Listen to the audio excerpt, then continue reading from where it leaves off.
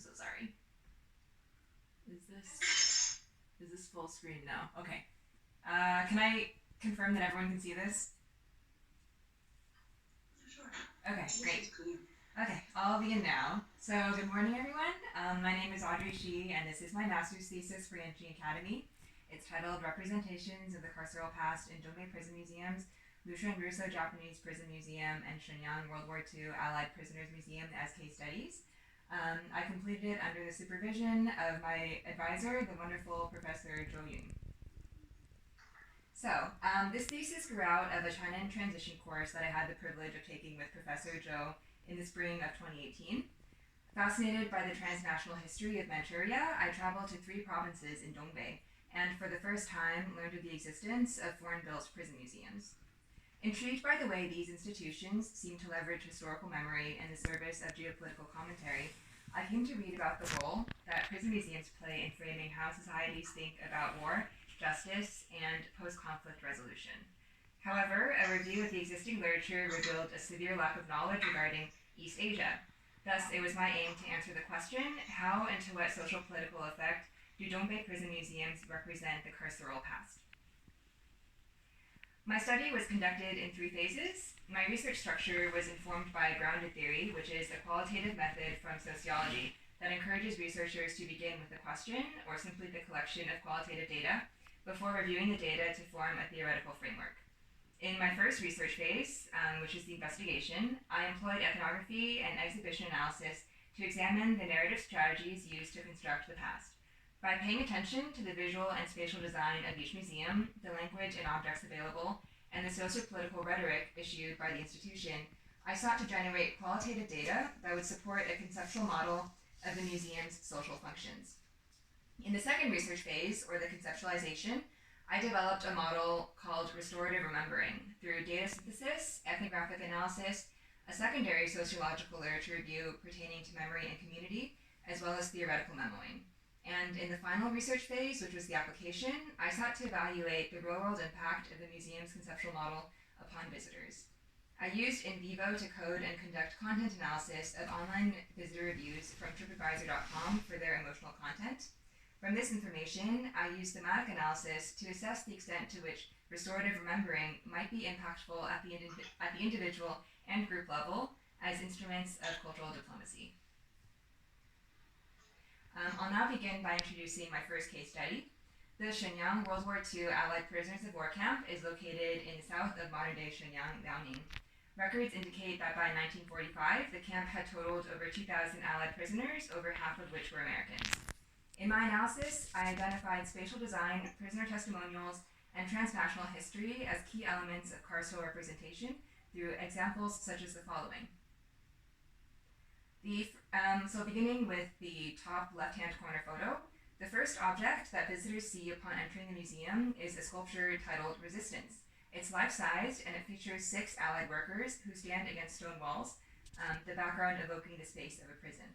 While half of the soldiers stand hopefully, the others grasp shovels, signaling the ardor of labor. And given the sculpture's prime location just outside the ticket office at the entrance, we are already foregrounding the themes of triumph and resistance.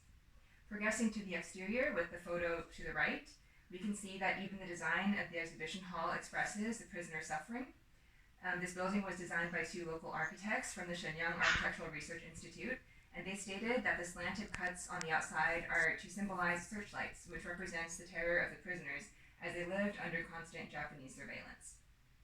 We can also see that the existing historical space, with the bottom left-hand corner photo, is also converted to issue new narratives from the prisoner's point of view. For instance, the first floor of the old barracks has been converted into a gallery that features drawings by the American prisoner of war William Bootke, which both chronicles and makes light of the prison experience. So in this photo, we can see that he's actually making fun of the annoying presence of bed bugs, but at the same time, it's also serving as a testimony to how horrible the living conditions were. So it's simultaneously proof of his resilience and also the trauma that the prisoners encountered. And with the final photo, we can see that the museum concludes with a section concerning the history of Sino-American friendship. By honoring one friendship that developed between a Chinese workfellow and an American prisoner as they shared food with one another, this sculpture and the museum links the carceral past in Shenyang with a harmonious hope for the world. So from such analyses, we may identify three major themes promoted by the museum. First, the suffering endured by prisoners. Second, the prisoners' resilience. And third, the importance of transnational friendship and global harmony. Turning to the second case study, the Lushan Russo-Japanese prison site, which is located in present-day Dalian, was constructed in 1902 by Russian forces and actually completed by the Japanese in 1907.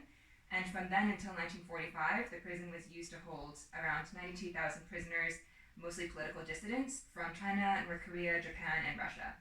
In my analysis, I identified mimetic design, testimonials, and transnational history as key elements of carceral representation through examples such as the following.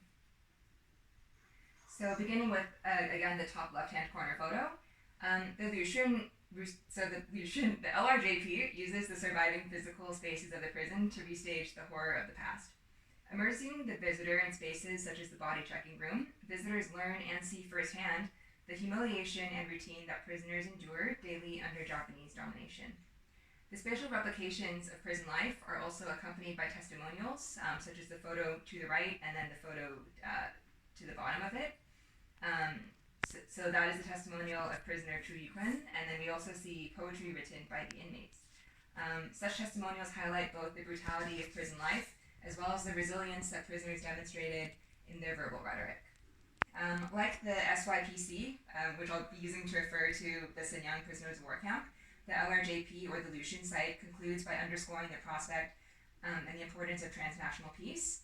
So with the stele, which is the center bottom photo, the museum incorporates a poem from the Japanese general Nogi among its collections, stressing the horror and toll of war for all nations involved, and the importance of peace for all parties.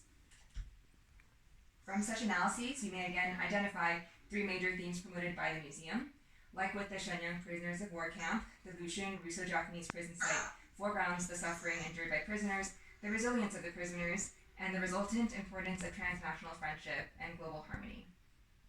So from this data, I developed a model titled Restorative Remembering, which took root in the theory of restorative justice. I argue that aiming to meet post-conflict needs for information, truth-telling, empowerment, and restitution or reconciliation, the LRJP and the SYPC represent the carceral past and establish international collaboration and accessibility in a way that fosters knowledge and understanding of the past atrocities. By promoting empathy and historical consciousness across borders, both museums serve as vehicles of cultural diplomacy that seek to strengthen the bonds between China and its former carceral peers. With the aim of testing the validity of this model in the real world, I used the travel website TripAdvisor to evaluate the visitors' emotional responses to the exhibits. After generating word frequency statistics to create a global impression of the data, I identified and grouped emotional responses through thematic analysis, ultimately generating 7 major emotional categories: appreciation, conviction, disengagement, neutral, sympathy, and distress. I began my analysis with the LRJP as it received over 100 reviews. Conviction and sympathy emerged as the most common visitor responses, followed by distress, which is expressed by 22 visitors. The highest proportion of visitors experiencing distress were actually Chinese language reviewers, of which we found 12, followed by Japanese, which was 6. Next, with the SYPC, because the site was only open to the public in 2013, only 13 reviews were available on TripAdvisor as of 2019. Appreciation was the most common visitor response, followed by conviction with 3 visitors and sympathy with 1. Nonetheless, as positive responses constitute the majority of the reviews, the data does indicate, along with the LRJP data, the overall success of both museums in representing the carceral narratives favorably to their viewers, and ultimately garnering empathy from the visitors regardless or despite their diverse linguistic backgrounds. The anthropologist M. Elizabeth Weiser has written that museums are able to provide healing and reconciliation for conflicts that are, quote, too amorphous, intractable, and unknown. And this gives museums and the humanistic culture they persuade visitors to experience a pragmatic role in worldly political debates over values and actions toward a better future. Is that the 1 minute? Sorry, is that 1 minute? Okay, I'll continue. This thesis represents only a small foray into the vast potential of museums to serve as humanitarian spaces. Future researchers may hope to expand upon this research by increasing the scope of the number of prisons, conducting interviews with visitors across multiple nationalities, and increasing the number of field trips taken to each site. Nonetheless, I hope my presentation has underscored the great promise of prison museums in the civic and transnational space as China forges its identity in the 21st century. The Danish curator Jet Sandal is currently leading the International Council of Museums proposal for an updated definition of the term museum. Her amendment calls for a recognition of the power and duty of museums to contribute to the dignity, justice, and well-being of all. I hope my research has also provided you a window into the potential of prison museums to serve society and the world. Thank you for your presence. It's been an honor to share my work with you. Okay. Thank you. Thank you. Now professors are going to ask you questions, and we are going to raise our questions one by one. Then you can answer all the questions together. Is that okay? Yes. Yeah. Sure. Good.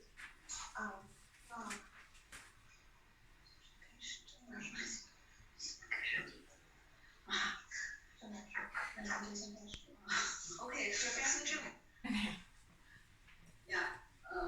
Okay. I think this is a very interesting research. Actually, this is the first time I read something like this. But I'm very interested in that. I think you have revised your thesis according to the comments. But I'm also still interested in when you visit the field, what is the museum? What is the message the museum try to deliver? And what do you think they have? How to say that kind of message delivered is satisfactory or not? Or your conclusion with the message the museum would like to deliver? Will there be any gaps or something you find? How to say it's worth to further explore. Thank you. Yeah. Thank you, Professor. Yeah. Thank you, Professor Zheng. Next, Professor Guo. Hello.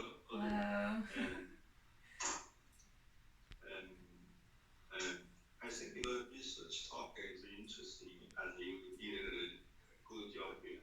But I have several questions I'd like to ask you. The first one is about your structure of your dissertation.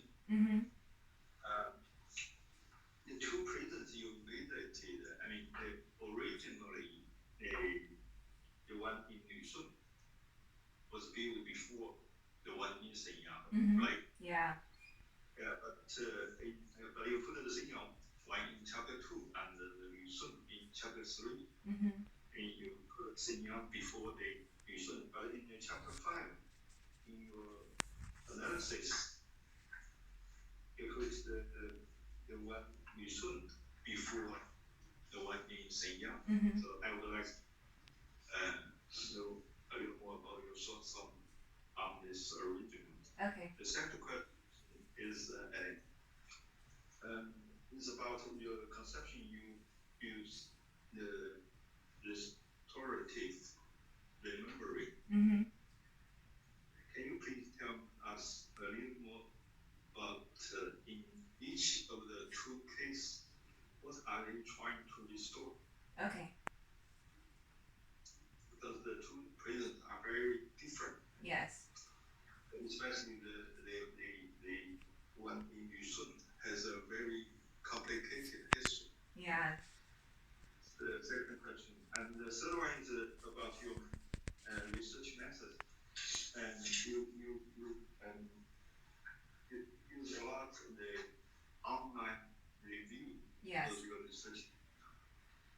But I was wondering if you have ever interviewed someone when you visited the museum, like people who work in the museum and some of the tourists maybe. And I just would like to know your thoughts on methodology. Okay. Thank you. Thank you. Thank you, Professor. I will ask a few more questions. just like Professor Guo mentioned about your field work. Yes. I'm just curious, since your field work is rather short, yes. Do you think it is enough for your study? Or how do you think about the short field trip for your study? This is one question. The other one is, what is the similarity and difference of your study in the field of prison museum? Okay. Thank you so much, Professor. Okay, I'm the last one to raise questions. Okay. I have, I think, two questions. The first one is that why you chose specifically these two prison museums in Northeast China? Because I think in China we have some other prison museums. I'm not sure, but why you chose them specifically? Is there any academic reasons or personal reasons or whatever, any reasons behind this choice? And the second question actually is related to the perspective. I think on the contrary to the perspective you took in the thesis, because you use kind of, I think, outsider or diplomatic perspective in a way, so it's more like international perspective to see these two museums. In my mind, I think it's very interesting perspective. But in my mind, originally I thought all those museums, or most of museums in China, when they were set up, their potential audience or visitors actually are Chinese themselves. Absolutely, yeah. Not the outsiders or international visitors, are not a major attraction or whatever. I have been wondering, so have you ever considered that the possibility to explore how this like original design of the museum, how that had been shaped by the desire or by the possibility to bring in more international perspectives or to have the desire to talk to the international audience or visitors. So how this like insider-outsider relationship kind of shaped the museum's presentation. So that's my two questions. Great, thank you so much, Professor. Do I have to go in order, or can I choose the order in which I respond? Because it might make more sense for me to. You can choose the orders, and you can combine some questions if you great. think they are like on the same line. Yeah. Okay. I think Professor Wu. Sorry, I can't read your name tag. Okay, I think if I can start with your questions, actually, that's perfect. It's a perfect seg into everything else that I'd like to say. So I'll start off with why these two prisons in particular. It was honestly a true combination of reasons, but as I'd stated at the very outset, this grew out of a grant that I got from the Yanqing China in Transition course, and my initial impetus was actually to study Manchurian culture, because I think I had always been drawn to the region historically as a kind of nexus of like Korean, Japanese, Chinese, local Manchu, and also other blends of lifestyles and beliefs. And the idea of Manchukuo or a Japanese empire as a kind of counter-Western form of capitalism and hegemony was always something that was really fascinating to me. But because, as Professor Zhou will know, my original plan did not work out, my partner and I ended up just kind of looking around for anything else that would work. And so we began by looking at looking at historical museums. So in Shenyang, we pretty much went to like 2 museums on the first day. And honestly, so this kind of ties in with the second question, but as an American, I don't think I would have ever have known of the existence of something like the Lushan or the Shenyang Prisoners of War Camp, just because they were very secluded, they were hard to find. Any kind of foreign advisory information was really hard to get to access online. So I was lucky to be with a local. But anyway, so in short, it was serendipity, and it was also kind of a personal attraction to this form of, I guess, political administration that seemed very, very nefarious. I don't want to spend too long on this question, sorry, but what drew me to the Lushan prison, which was the first prison that I actually saw, was the fact that the outside of it, I didn't show a photo, I'm sorry for that, but the outside of it is built It was built by the Russians, and it's stunning. So it looks like 17th century French Enlightenment architecture, but then you go inside and you see all the torture instruments. And so I was really intrigued by the kind of contrast between this philosophy that the Japanese had espoused and then what actually happened. But anyway, I'm taking way too long. So with regard to the perspective question, I think that what was interesting about the Lushan museum was that it was actually opened to the public in 1971. So at the time, China was very closed, and we can imagine that the party at that time had its own desire and its own message that it wanted to transmit locally. And for a very long time, they didn't permit any kind of international visitors. So to this day, you still have to show your passport in order to gain access, and that kind of reminds you of your foreignness if you're entering, even though it's free. But the other interesting thing is that both museums are actively trying to foster collaborations and stagings with their carceral peers. So the Lushan prison actually has a sister museum, also built by the Japanese in a very similar architectural style in Seoul. It's called Sodaemun, and they've staged a lot of like twin sister galleries and exhibits together. And the same thing is true for the Shenyang prisoners of war camp. And this has been done in Liverpool and also San Francisco. So again, we can see that the ties with former carceral nations are kind of being fostered through this shared past, which is really interesting. But it seems like a way that, to tie back to the cultural diplomacy angle, it seems like an angle that these museums are very ready to promote, and that's an audience that they feel comfortable kind of enhancing, or a community of memory that they feel comfortable constructing. If that's sufficient, I'll move on to the next questions. Maybe I will answer Professor. I'll go to my advisor, Professor Zhou. So my field trips are actually quite short. The first one, which was my CIT trip, I only was on site to each museum for a day. And then during my second trip, which was the following spring, I spent about 4 days total, so 2 and 2. But I do concede that it was an extremely short amount of time for any kind of sustained field work. And at the time, I was struggling with it because I felt extremely rushed during the data collection process to kind of photograph everything I could so that I wouldn't feel that I was missing out on any details and kind of compensate that way. But the more I thought about it, the more I realized that maybe it was actually a strength of my research to have spent a limited amount of time in each site, because if anything, it's more ecologically valid for me to witness the site as an observer with like the average tourist amount of time being, let's say, 2 hours, as opposed to being a researcher who like camps out there for a week and then kind of understands, who will perceive the space differently because of how intimate they are with the details. So I think that maybe that's my excuse for being lazy, but I think that if anything, it might actually be a strength and allow me to be a bit more aligned with the real world tourist experience of these spaces, and thus my perceptions might be a bit stronger.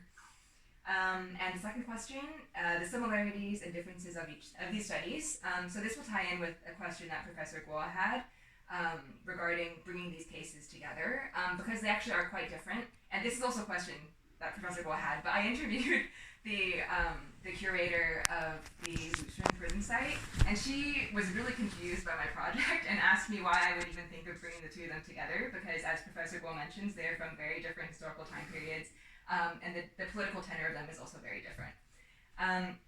But I thought that it was actually a strength in this case. So out of pragmatism, I'll be very honest, because there were few comparable prison sites that were open at the time. There was a Fusun prison site that I wanted to visit, but it was just closed for construction. So pragmatism forced my hand in selecting these two. But I actually thought that it was a strength in my research because of the ways that they deal with two very different prison communities. So as I was saying, we have the Sino-American angle, which is historically semi-important, I would say, but in the present extremely important for Chinese social, for economics and politics and the workings of the world stage. And so the ways in which I think they were trying to promote the historical friendship angle, and this actually ties into Professor Zheng's question, seemed to me to be a bit forced and a bit heavy-handed, but in that case, I think that enhances the cultural diplomacy reading that I had, in which these institutions are really leveraging history, or really trying to emphasize certain angles of history that are expedient for our political goals in the present, which ties into the domestic angle that Professor that Professor Wu was talking about. There are definite, I think, political objectives that are resonant for the domestic audience that are being benefited through these museums. Sorry, I lost my train of thought. Oh, okay, similarities and differences. So that's a huge difference. The political, the nationalities of the inmates and also the timeline through which they were imprisoned.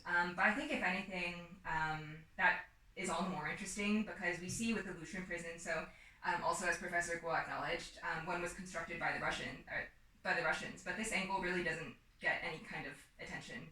All the focus is on Japanese. So again, like the kind of selective leveraging of history and of memory there.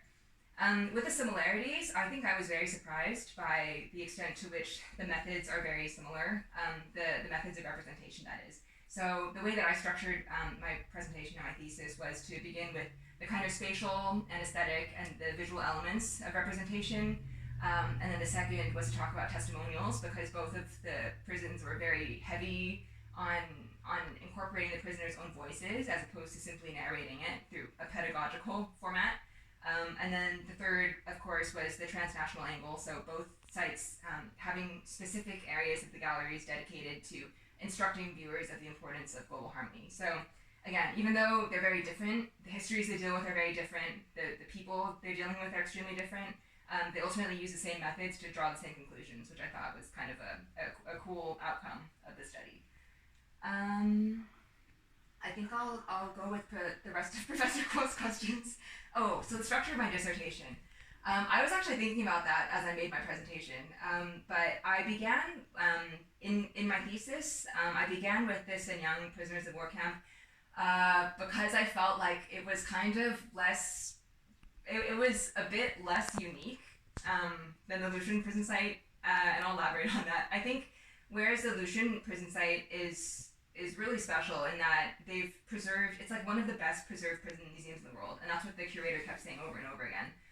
The fact that they take such lengths to make it look as authentic as possible and kind of give the visitor as much free physical access to it as possible is amazing.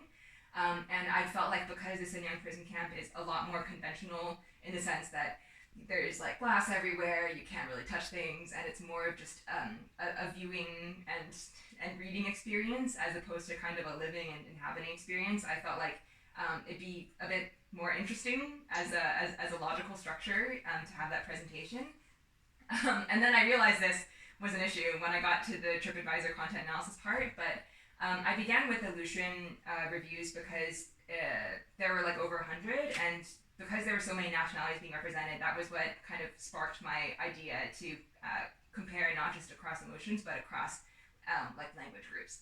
And then that made me realize, so it was with that body of reviews that I began the coding for the categories, and so it made more sense for me to have that first and then kind of map the same categories onto the Shenyang reviews, just because there were so many fewer. Sorry about that. So that was my thought process. And I'll keep going with the question about the reviews. So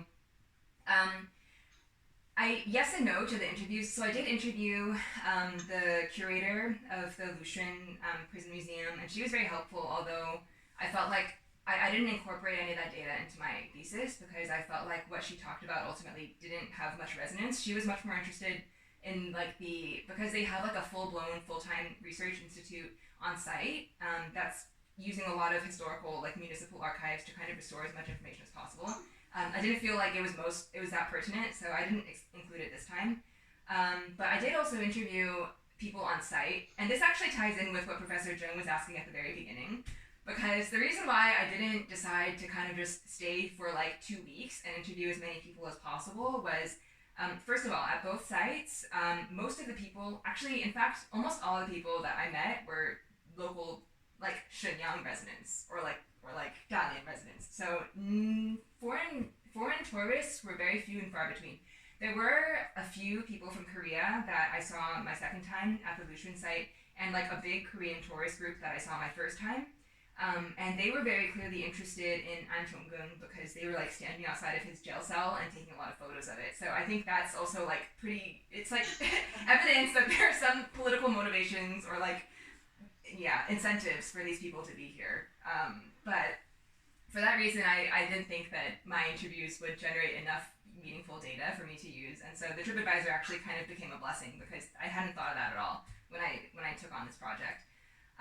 Although I will acknowledge that like online reviews tend to attract very extreme personalities, and that I definitely don't get a lot of the more lukewarm responses the way that I did in real life, when it was a lot of people who would tell me that they were only at the museum because they didn't have anything better to do, and that they didn't have very strong feelings about it one way or another, which is kind of funny. So I believe those are all of Professor Guo's questions. So that ties in well with Professor Jun's questions. So going back to the very beginning, it was kind of depressing for me as a person who's trying to say that these museums are like very meaningful and impactful, because it is true. According to a lot of the TripAdvisor reviews, and definitely for people who get interviewed and like have relatives who suffered in these prisons and end up coming back years later and taking photographs. Like the Shenyang prisoner of war camp actually has a huge gallery, which is filled with photos of the American POWs returning, I think in like 2016, because the museum continually tries to have events where they're kind of just building bridges. So again, acting as a as a bridge. But I do think that the question of the message and narrative is always really subjective. So as with the kind of retirees who didn't have anything better to do and just wanted a place to like walk and play with their grandchildren, I don't think that the message is that important. For me, definitely from an international perspective, I think it's very easy for me to say that, oh, this kind of it's about harmony, and it's about fostering connections, when someone who's very skeptical, let's say, about state institutions at large may say, no, this is like, this has very clear incentives, the political angle here is very obvious, and it's actually just it's education, and it doesn't have any kind of greater humanitarian drive. That's another angle that some scholars might take. But in that regard, there are definitely gaps. I thought that it was interesting that there were so many, that the conviction responses were always highest among the Chinese, but no one else for the Lushan site. So that kind of hints at something, at a different response that locals might feel that I would not be that tuned into. I'm so sorry, because of my transnational background. But these gaps are definitely worth exploring, and for that reason, like with what Professor Guo was suggesting, in-depth, like semi-structured interviews that have some kind of substantive engagement with the viewer's background would be really useful, because I felt like I was kind of playing a guessing game when it came to like linguistically siloing my reviews, because a lot of online, and this is like the trick with this is the issue with online reviews, when people can be anonymous and people might not necessarily be honest about like their location, because I ultimately just resorted to filtering viewers by language and doing it that way. But there was a user who was from Korea who explicitly stated that he was writing his comments in English so that I might reach more viewers. So to that regard, I think I could definitely strengthen my research by just clarifying, but also kind of exploring that element of cultural intimacy and identification. I think that's all the questions. Okay, thank you. Thank you. I think you have done your work, and we are going to have a discussion, but you are done, so you are dismissed, and enjoy your, I don't know, it's night there or whatever. Yeah, almost dinner time. Thank you so much. Oh, okay. That then. Okay. Bye. Bye. Good night. 可惜那个掉了，掉了我说话的感觉动作，我很高兴，我手机掉了，把这偷走了，本来想转送完，我他偷了，因为我看你谈笑风生，现在看你是动作啊，说话也很像那个。他说什么时候通知你啊？5-6分钟。5-6分钟。 5-6分钟，对。这回去的，来赶快发，这个发。啊？不可能。幸好是时间长，后面录了很多。反正我很高兴，我一看到你考哈子前的样子。